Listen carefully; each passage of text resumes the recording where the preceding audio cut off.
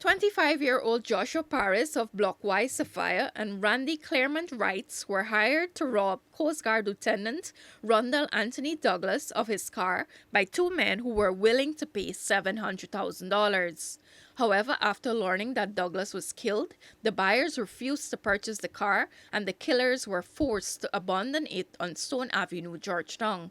This was confirmed by Crime Chief Wendell Blanham, who told the newsroom on Thursday that investigators made a breakthrough in the case after both suspects admitted their involvement in the crime during questioning. Paris was arrested by the police on Tuesday after a wanted bulletin was issued for him, while Wrights was apprehended on Wednesday night. Paris was the alleged shooter and Wrights was an accomplice in another car. Paris has since provided detectives with a detailed account of what transpired.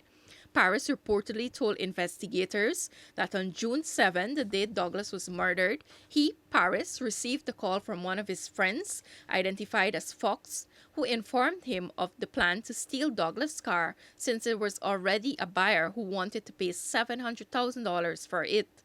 As such, Paris agreed and met Fox in Sapphire, where they both waited for Randy, who eventually arrived at around 2000 hours in a white Primo car. Thereafter, Paris and Randy made their way to her Stelling on the east bank of Demerara in a bid to secure a taxi to transport them to Farm, East Bank, Demerara.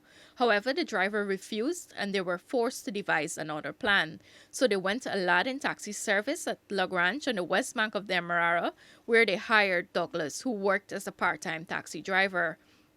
Fox, posing as a passenger, boarded a car driven by Douglas. They were followed by Randy.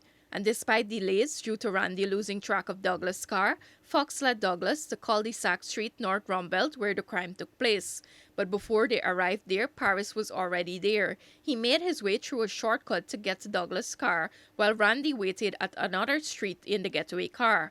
Fox was seated in the front passenger seat of Douglas' car.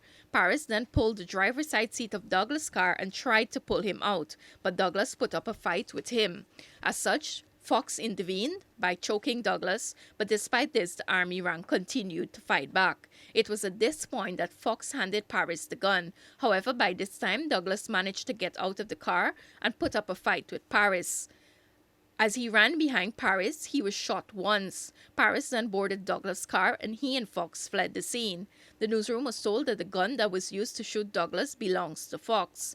But even after this, the plan was still incomplete. So Fox and Paris met with Randy and they drove to Bel Air Railway Embankment to meet up with the person who contracted them to buy the stolen car. Randy followed them in his car. Upon their arrival, they observed the vehicle parked in the street with two men who were there to purchase the stolen car, but the men refused when they learned that Douglas was killed. Fox then made his way to Sapphire, where he bought bleach and soap powder to wash off the blood from Douglas' car. They then decided to abandon the car on Stone Avenue, where it was recovered by police. As the probe continues, investigators are pursuing three other men, including Fox, who is the alleged mastermind of the crime. Reporting for the newsroom, Sharda Bacchus.